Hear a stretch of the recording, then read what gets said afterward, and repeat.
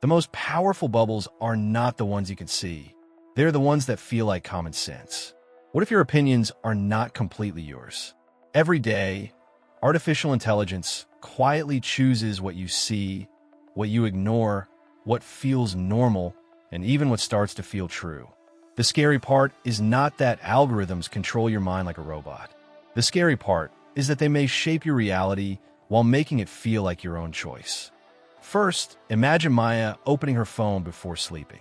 She only wants 5 minutes of distraction. She watches one video about the economy getting worse, then another about people her age giving up on buying homes. Then a third says the future is already lost. A few days later, her feed looks like a dark tunnel. Crisis, layoffs, rent, debt, burnout, and people saying there is no point in planning ahead. Maya starts thinking, maybe this is just reality. But psychologically, something subtle is happening. The algorithm is not showing her the whole world. It is showing her a personalized version of the world based on what made her stop, watch, and react. This is the beginning of the reality bubble. A digital environment where the content around you is filtered by your attention, your fears, your desires, and your emotions. In everyday life, this happens when you watch one dramatic video about money, relationships, health, success, or society. Suddenly, your feed becomes full of similar content. You may think, everyone is talking about this, but maybe everyone is not talking about it. Maybe your algorithm is talking about it to you. And here is the first twist. A reality bubble does not need to lie to influence you. It can shape you using real information, selected in a specific order, repeated at the perfect emotional moment. When you see the same type of message again and again, your brain starts confusing frequency with truth. Second, picture Daniel, who wants to become more productive. He searches for one video about discipline. At first, the advice is useful. Wake up earlier, reduce distractions, build habits. But after a few days, his feed changes.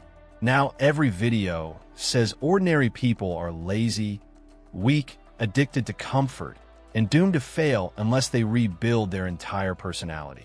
Daniel does not feel motivated anymore. He feels ashamed. The psychological explanation is simple. Algorithms often reward intensity. A calm message may be helpful, but an extreme message often creates stronger emotion. And strong emotion creates stronger engagement.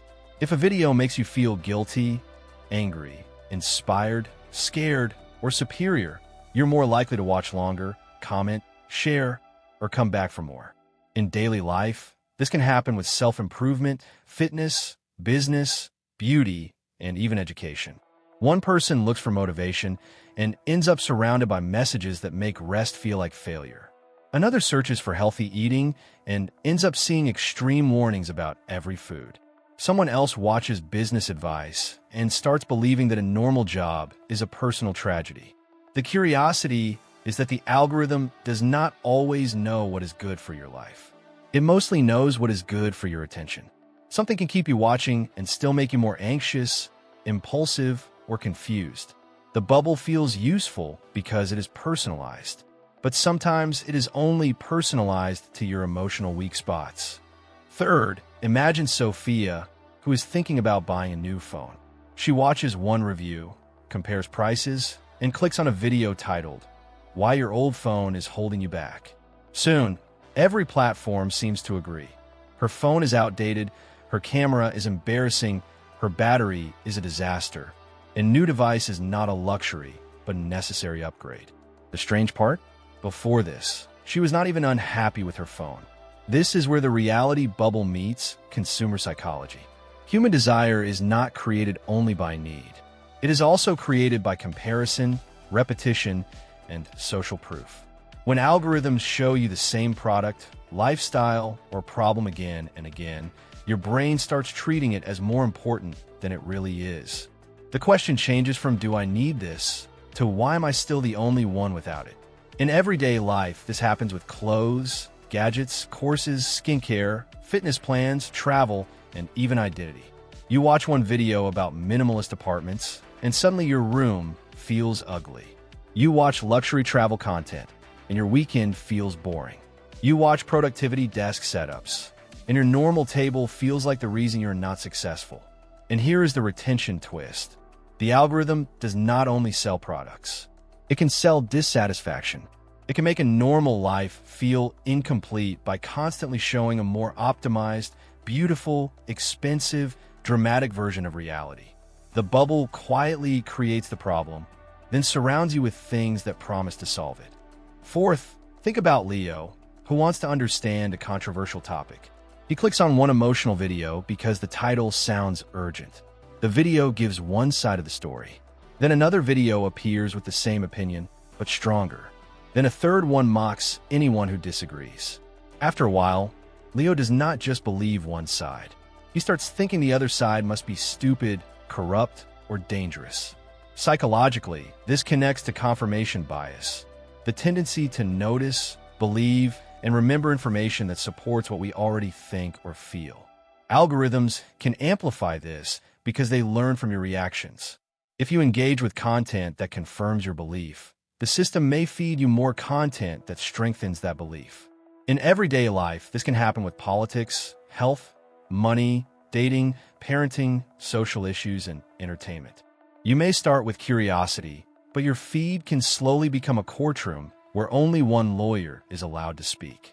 Every post seems to confirm your side. Every comment seems to prove that people like us understand the truth, and people like them do not. The surprising part is that a bubble can make you feel more informed while exposing you to fewer perspectives.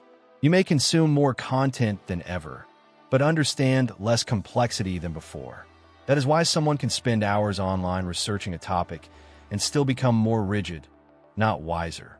The bubble gives the feeling of knowledge, but sometimes removes the friction that real thinking requires. Fifth, imagine Clara watching relationship videos after a painful breakup. At first, she wants comfort, but soon her feed is full of content about toxic partners, narcissists, betrayal, attachment wounds, and emotional traps. Some of it is valuable, but slowly, every behavior starts looking like a warning sign. A delayed reply becomes disrespect. A small mistake becomes manipulation. A disagreement becomes proof that love is unsafe. The psychological mechanism here is pattern sensitivity. The human brain is built to detect patterns, especially after pain. If something hurt us before, we become more alert to anything that looks similar. Algorithms can intensify this by repeatedly showing examples of danger. The brain begins to scan life through the lens of threat. In daily life, this does not happen only in relationships. After watching crime content, a person may feel unsafe everywhere. After watching recession content, every bill feels like disaster. After watching health anxiety videos, every small symptom feels serious. The mind starts connecting dots that may not belong together. And the twist is this. Content that helps you protect yourself can also train you to overprotect yourself. The same bubble that gives language to your pain can trap you inside your pain. It can turn caution into suspicion, awareness into anxiety, and education into fear. The deeper question is not only is this true, it is what state of mind is this content training me to live in? Sixth, picture Marcus eating dinner and telling himself he will watch one short video. The first video is funny. The second is shocking. The third is oddly satisfying. Then comes a billionaire's story, a scandal, a psychological trick, a financial warning, and a product he did not know existed. 40 minutes disappear. He did not choose a journey. The journey chose him. This is the psychology of frictionless attention. In the past, you had to decide what to watch, search for it, or change channels. Now, the next piece of content comes automatically. The algorithm reduces the effort between impulse and consumption. And when there is less friction, the brain has fewer moments to ask, do I actually want this? In everyday life, this affects beliefs and decisions because your mood can be guided one recommendation at a time. You may begin relaxed, then become outraged. You may begin curious, then feel insecure. You may begin bored, then suddenly want to buy something, argue with someone, or change your life overnight.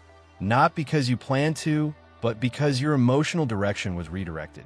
The strange curiosity is that your feed is not just a collection of content. It is a sequence, and sequence matters. A luxury video after a financial anxiety video can create desire mixed with panic. A product ad after an insecurity video can feel like a solution arriving at the perfect time. The algorithm is powerful not only because of what it shows, but because of when it shows it. Seventh, imagine two friends, Emma and Noah, opening the same app at the same time. Emma sees videos about entrepreneurship, luxury apartments, morning routines, and expensive watches.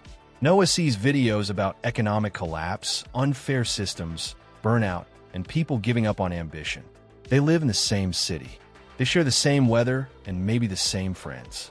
But online, they're living in different realities. This is one of the most important effects of AI personalization. Reality becomes fragmented. Instead of everyone seeing the same public square, each person gets a private tunnel. Inside that tunnel, different things feel obvious. To one person, the world is full of opportunity. To another, it is full of danger. To another, it is full of enemies. To another, it is full of things they must buy to become enough.